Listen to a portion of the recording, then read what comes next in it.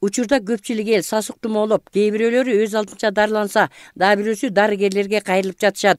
Омикрон деген оорунун тез таралуучу түрүнөн сактануу керек деген кооптонуулар да бар. Мына ушул багытта Тоң районунда абал кандай, серип салып көрөлү.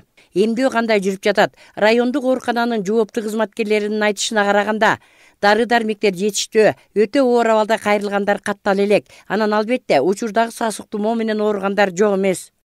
Ковидтин жаңы омикрону башталып атат. Бишкекте уже катталууда. Бизде азыр абал тынчыраак, жаңы штамдын түрү каттала элек. Азыр бардыгы гриппте болуп аралашып жүрүп атат бардыгы. Бул омикрону башталганда бул температура болуп, дене табы көтөрүлүп, шалдырап, баш ооруп, жөтөлүп, тамак ооруп, кычышып анан башталат экен.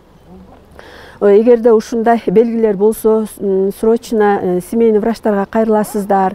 Семейный врачтар үйүңүздөрдөн барып көрөт, үйүңүздөрдөн дарылайт. Бизге ушу омикрондун жаңы түрү жүрүп аткандыгына байланыштуу 3-чү бустерный доза вакцинация уже медиктер алып атабыз.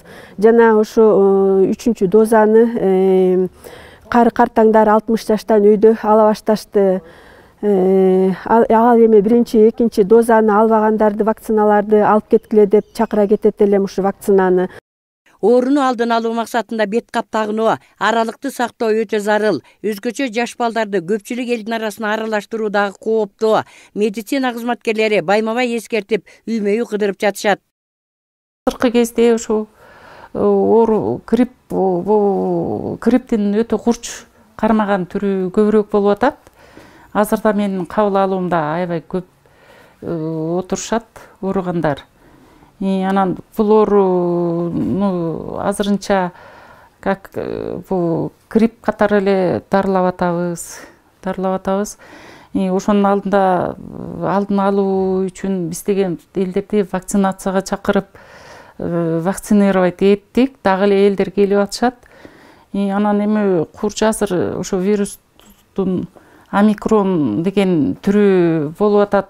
Уже Бишкекте ошондой ушу телевидениядан, радиодон айтылып атат. Бирок ал түрү пока бизге келе элек. Обычный эле грипптин түрлөрү, орта түрлөрү бар, орточо түрлөрү бар, жеңил түрлөрү.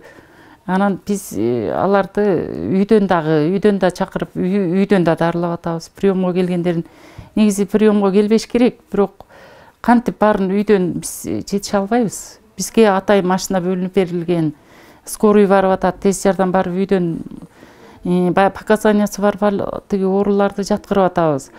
Өзүңдүн да бирөөнүн да коопсуздугун сактай билүү кажет. Колдон келсе дарыгерлик көзөмөлдөн өтүп, өз учурунда эмдөөдөн өтүү зарыл.